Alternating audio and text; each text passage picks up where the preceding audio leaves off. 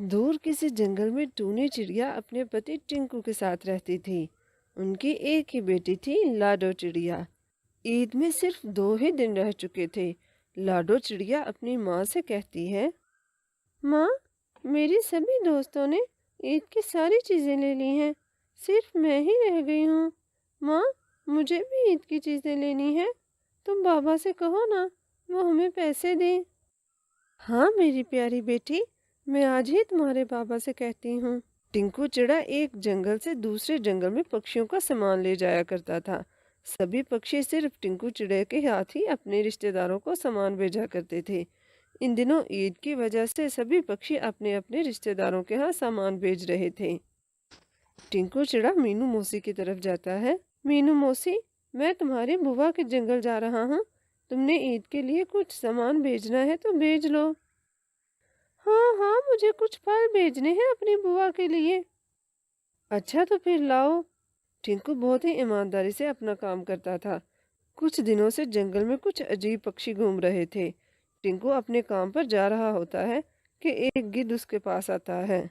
मेरे साथ चलो, तुम्हें हमारा सरदार बुला रहा है। टिंकू उसे देखकर काफी डर जाता है। वो डर के मारे उसके साथ चला जाता है। तो तुम ही हो वो पक्षी जो एक जंगल से दूसरे जंगल में पक्षियों का सामान पहुंचाते हो। हमें भी अपना सामान दूसरे जंगल में भिजवाना है। इसके लिए हम तुम्हें मुंह मांगी रकम देने को तैयार हैं। पैसों की तो मुझे भी सख्त ज़रूरत है। ईद में 2 ही दिन बाकी रह गए हैं और टूनी और लाडो ने अपने लिए कुछ भी नहीं लिया। क्यों ना मैं इनकी बात मान लूं। ठीक है, मुझे मंजूर है, लेकिन मुझे लेकर क्या जाना होगा? तुम्हें इस बात से कोई मतलब नहीं। हम तुम्हें एक थैली दिया करेंगे। तुम्हें इस जंगल के पास ही एक गार में देनी होगी। उस थैली को खोलकर देखने की जरूरत मत करना, वरना तुम्हारे लिए अच्छा नहीं होगा। टिंकू मजबूर था, उसे पैसों की सख्त ज़रूरत थी। वो उनकी बात मान लेता है। वो उसे काफ़ी रकम देते हैं। शाम को वो घर आकर सारे पैसे टूनी को देता है। टूनी, ये लो पैसे, मुझे बहुत अच्छी नौकरी मिली है और ये पैसे उन्होंने एडवांस में दिए हैं। तुम मेरी लाडो को ले जाओ और उसने जो जो लेने हैं उसकी पसंद से उसे लेकर दे दो। फिर टिंकू उसको सब बताता है। लेकिन वो इतने से काम के लिए इतने ज़्यादा पैसे क्यों दे रहे हैं? ये तो मैं नहीं जानता, तुम छोड़ो इन बातों को। लेकिन फिर भी रात को जाने पर मेरा दिल नहीं मान रहा। न जाने वो पक्षी कौन लोग हैं, और इससे पहले आप रात को कभी कहीं नहीं गए। अरे पगली, तुम परेशान मत हो। इतने अच्छे पैसे मिल रहे हैं, हमें तो शुक्र अदा करना चाहिए। और फिर देखो ना, लाडो भी बड़ी हो रही है, कल को इसकी शादी भी करनी है। इसके लिए भी तो हमें पैसे चाहिए ना। फिर अगले दिन ही रात को टिंकू उनके यहाँ पहुँच जाता है। वो उसे एक थैली देते हैं। आज के दिन हमारा एक साथी तुम्हें गार दिखाने साथ जाएगा, लेकिन आइंदा से तुम अकेले ही जाना। और हाँ, तुम्हें याद है ना, इस थैली को देखने की कोशिश मत करना। जी जी, मुझे सब याद है। इसी तरह कुछ दिन बीत जाते हैं। इन दिनों के दौरान जंगल के काफी पक्षी गायब हो रहे थे। आज शाम ही सोमी का बेटा जग्गू नहीं मिल रहा था। पता नहीं मेरा जग्गू कहाँ होगा। पता नहीं उसने कुछ खाया भी होगा कि नहीं। मैं उसके बगैर जी नहीं पाऊंगी। कालू जी, आप ढूंढे ना मेरे जग्गू को। मेरे ख्याल से हमें राजा जी से बात करनी चाहिए। अब हालात हमारे कंट्रोल से बाहर हो रहे हैं। फिर वो सब चील राजा के पास जाते हैं और उसे सब बताते हैं। चील राजा ने ये सब सुनने के बाद ये हुक्म जारी किया कि आज के बाद रात को कोई भी पक्षी बाहर नहीं निकलेगा।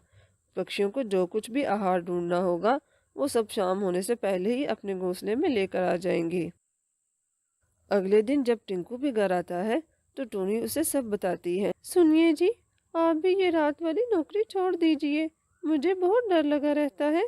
अगर आपको कुछ हो गया तो हम दोनों माँ बेटी का क्या बनेगा?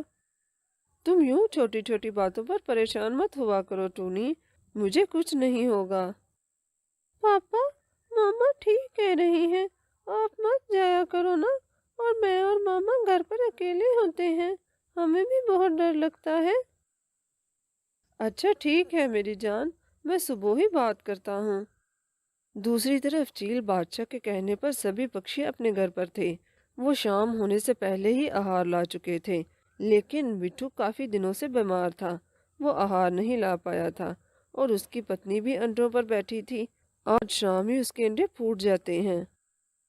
सुनिए जी, आप इनका ध्यान रखें। मैं अभी कुछ आहार लेकर आती हूँ। इन्हें काफी भूख लगी है।